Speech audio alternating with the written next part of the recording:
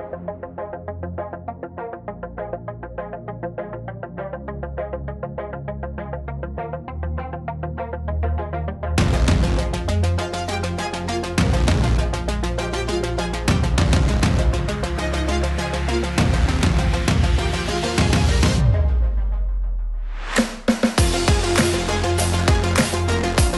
for your Monster Energy weekend preview from Spring Creek at Millville. I'm Jason Wygant, and we really do have a weekend to preview for you now, because after the first half of the year was completely dominated, I mean literally swept every overall by the Lawrence brothers, boy have things changed, especially in the 250 class, where we not only have a nail-biter of a points chase now with 5 riders within 1 moto, you have a new winner last week with Tom Vial.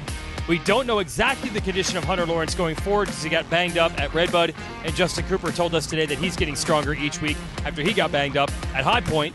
And in addition to all of that in the 250s, we welcome some riders back from injury, including Austin Forkner, who'll be back for the Monster Energy Pro Circuit Kawasaki team, and Pierce Brown, who's back for Chorley Designs Red Bull Gas. This is what it comes down to, everybody. The 250 class is growing in depth.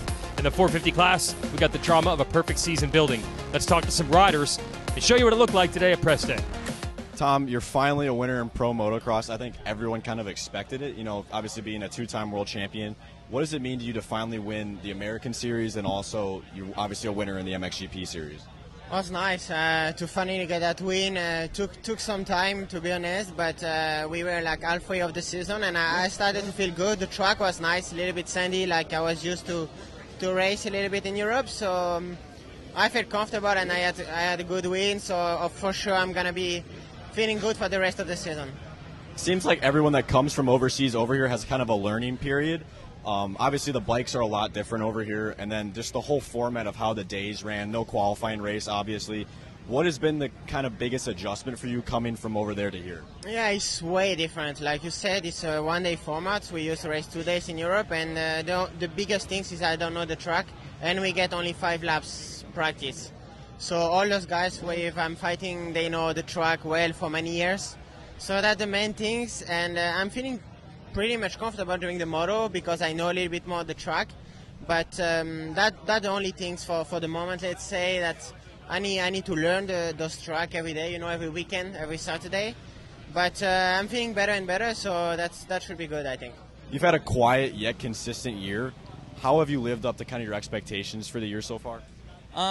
Yeah, it's been pretty good. Kind of like you said, it's been kind of quiet, and I feel like I have a lot of goals that I still want to achieve, and getting on the box and winning a race is definitely one of them. And I feel like the class is so much tougher this year than it has been in years past, and I feel like I've got the speed and the conditioning to do it. I just need the right opportunity to be there, which goes with a good start. So.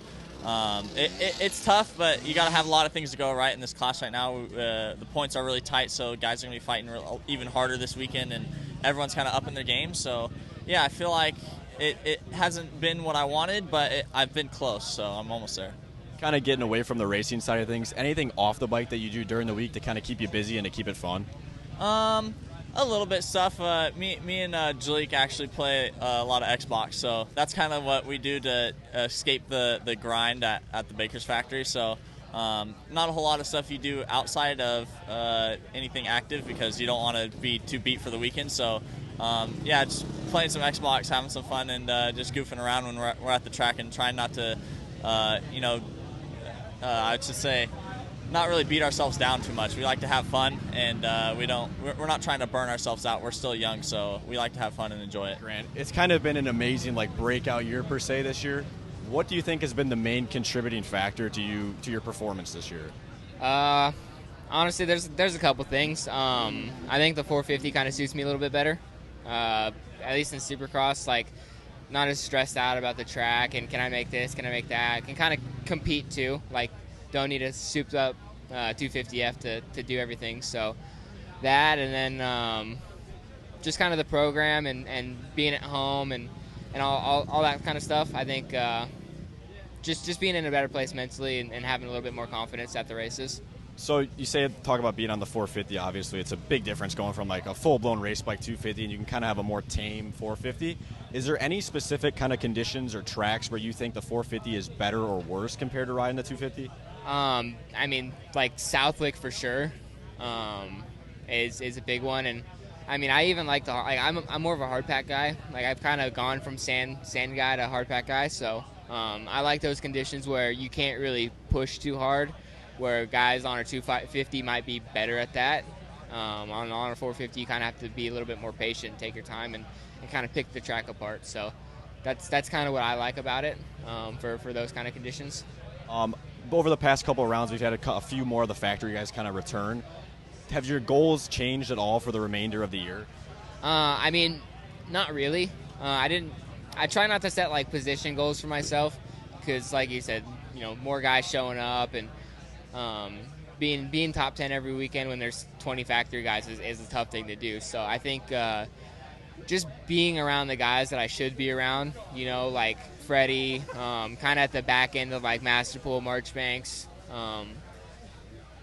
just competing and getting closer to that factory guy area. I don't think the speed is there all the time, but I know like the fitness throughout the motos, and like I've gotten close to Cianciarulo a couple times now. So just keep working on the speed and trying to be a little bit better early in the races so that maybe we can be closer at the end. It's nice to see some familiar faces returning to the 250 class. It seems like it just gets more stacked as the year goes on. Kind of take me through how your time off was and how the healing process went for you. Yeah, it was a tough one for sure. I broke the hand, and then I had meniscus surgery on my knee. That didn't take too long to heal, but the hand did, so that was a struggle for sure. But we've been back for a couple weeks, and just been trying to get my feet wet with outdoors. It's been for like a minute since I've raced, so I've been trying to get the bike ready to go race, and just myself and my body. But overall, I'm excited where we're at right now, and I'm excited to get my feet wet. Any expectations, or kind of just taking it day by day and weekend by weekend? Main goal is just getting the fight. I mean, my expectations are pretty, I don't want to say low, but I don't have too much pressure on myself right now. I just want to get my feet wet and see where we stack up, just because I've been putting in the work, but I mean, I have missed a lot of races, so that part of it's always tough. I mean, you never know when you're going to stack up or where you're going to stack up, and I guess we'll find out tomorrow.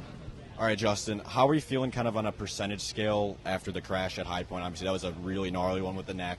So how are we feeling? I know you've had 1 round now or 2 rounds, Red Bud and Southwick. So how are we feeling coming into this weekend? Yeah, I feel really good. I would say I'm about 95%. I still have some weird sensations when I touch my neck. It's kind of like tingly, so it's weird. It's I definitely had a hard hit to the neck, and it I wouldn't say it prevents me from doing anything on the track, but overall, definitely still feeling effects from it. But hopefully that goes away soon. Kind of on the lighter side of things, any other tracks for the rest of the year that you're looking forward to? I'm liking a lot of the tracks coming up, especially so we have this one, Millville, this weekend, and then Washougal I'm really good at next weekend. So those two I enjoy, and then Unadilla is the home race after that. So got a few coming up that are definitely good for me, and looking forward to it. Couple of rumors floating around about next year. Anything kind of got going on that you can talk about, or kind of still keeping it under wraps? Yeah, no, nothing yet. That's definitely under wraps. Nothing's confirmed, and the rumors I've heard aren't true. I can tell you that. So, let's just see where it goes from here.